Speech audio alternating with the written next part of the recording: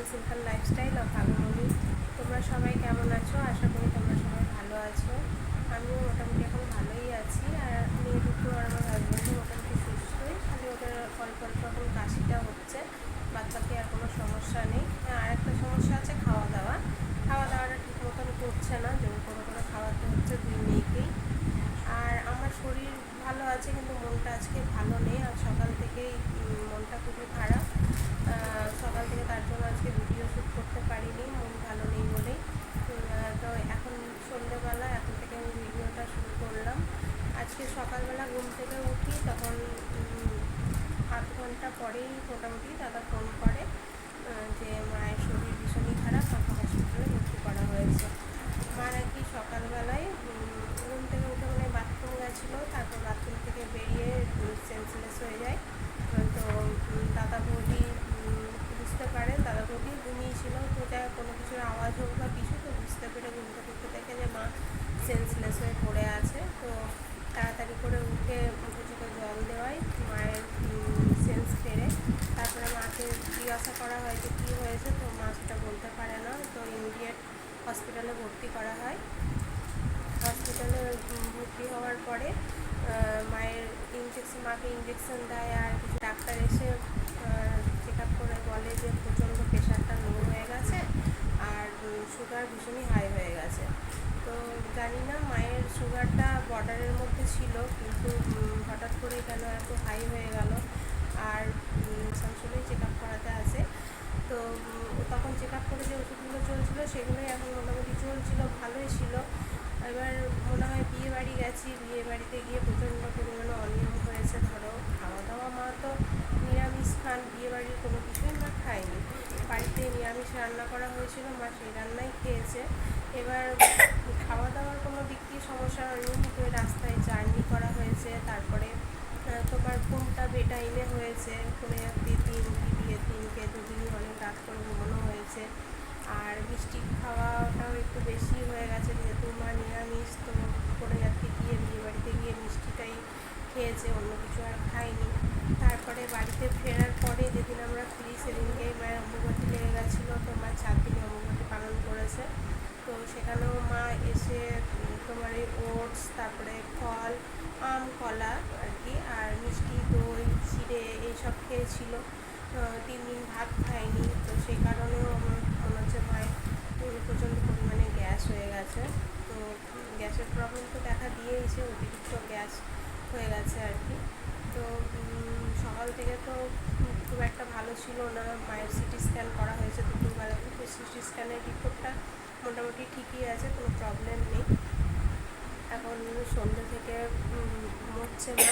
বৌদিকে একটু আগে ফোন করেছিলাম, আমার বৌদি আছে মায়ের কাছে সকাল থেকে, আর এক মাম্মা আছেন আমার। আর দাদা তো যাওয়া আসা করছে। আমার ভাই তো ভীষণই ছোটো, তো আমার দাদার বাড়ি রামপুরহাটে, আমার ছোটো পিসির বড় ছেলের বাড়ি রামপুরহাটে। তো সেখানে আমার ভাইপোকে রেখে দিয়ে এসছে। আর আমার দাদা ভাইয়ের শাশুড়ি মা আর কি, মামিমা, মাইমা আর আমার বৌদি দুজনেই হসপিটালে আছে। তো এখন মোটামুটি খবর পেলাম ভালোই আছে, এখন ঘুমোচ্ছে, খুবই ঘুমোচ্ছে। বিকেলে নাকি একটা ইঞ্জেকশন দেওয়ার পর থেকে মানুষজন ঘুমাচ্ছে। আর গ্যাসের প্রবলেমটা অতিরিক্তভাবেই হয়েছে, বোঝাই যাচ্ছে। এখন দেখি কেমন থাকে না থাকে। আর আজকে রান্নাবান্না বা সকাল থেকে কাজকর্ম কিছুই তোমাদের সাথে শেয়ার করা হয়নি, মন ভালো নেই বলে রান্নাও কিছু করিনি।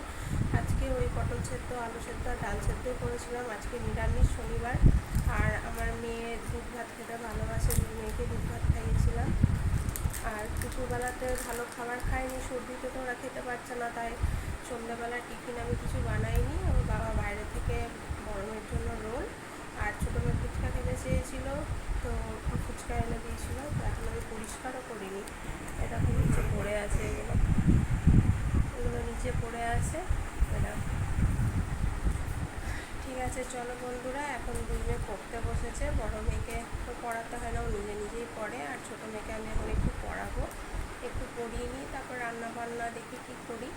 রাতে দুপুরবেলা তো সেদ্ধ খেয়ে হয়ে গেছে, এখন রাতে কী করা যায় ভাবছি। ঠিক আছে, চলো পরে আসছি তোমাদের। মেয়েকে পড়াতে বসে সবার ফোন আসছে, ভালো করে পড়াতে পারলাম না। কাকা ফোন করছে, মাসির মেয়ে ফোন করছে, মামা ফোন করছে বলে ভালো করে পড়ানো হলো না। আর ওরও শরীর ভালো নেই, পড়তে চাইছে না।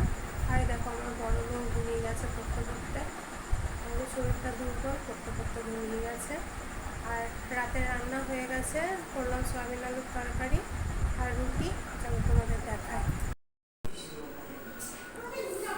এই দেখো দুপুরের ডাল সেদ্ধটা আছে অল্প, আর এই যে পটল সেদ্ধটাও আছে, সবটা খাওয়া হয়নি। আর আলু সেদ্ধ রাতে আবার মাখবো, এখনো মাখিনি। আর এই দেখো এখানে রুটি করে নিয়েছি, আর এখানে আছে দুধ, আর এই যে এখানে করে নিয়েছি সয়াবিন আলুর তরকারি।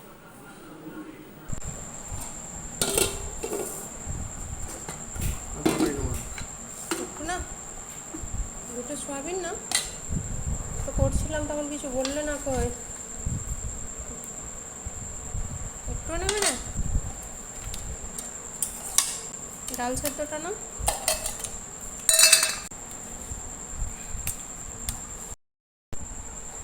দেখো তোমাদের দাদাভাই তরকারি নেয়নি, ডাল সেদ্ধ, পটল সেদ্ধ আর আলু সেদ্ধ দিয়ে একটা রুটিকে একটু ভাত খেয়ে নিল। আর এই যে সোফায় মা খাচ্ছে।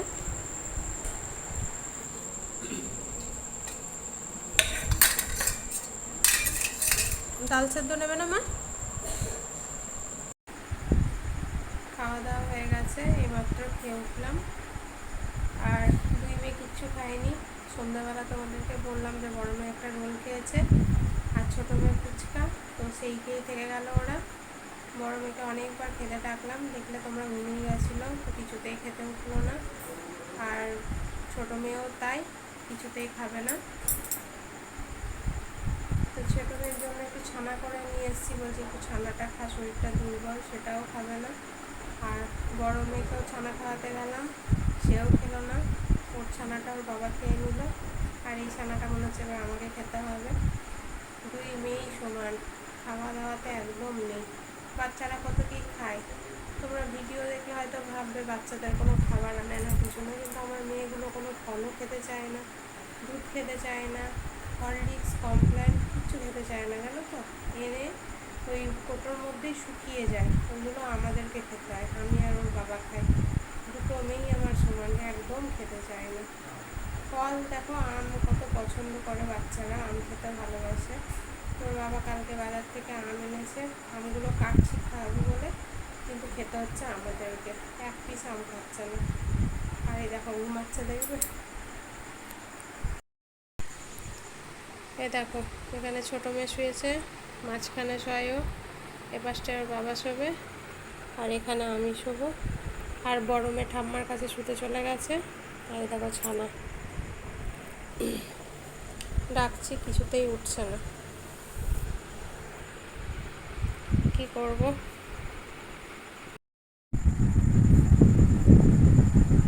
আজকের ভিডিওটা খুব একটা ভালো হলো না, মনটা ভালো নেই বলে ভিডিওটা ভালো করে তৈরি করতে পারলাম না, তোমরা কিছু মনে করো না। আর আমার ভিডিওগুলো তোমরা প্লিজ দেখো এবং আমার চ্যানেলটাকে সাবস্ক্রাইব করো, কমেন্ট করো, আমার তাহলে খুব ভালো লাগবে, লাইক করো তার সাথে। আর আজকের ভিডিওটা তাহলে এতটাই, আর কন্টিনিউ করছি না, মানে 8-9 মিনিটের ভিডিও হয়ে গেছে, বক বক করে ভিডিওটা 8-9 মিনিট করে ফেলেছি। আজ কিছুই দেখাতে পারলাম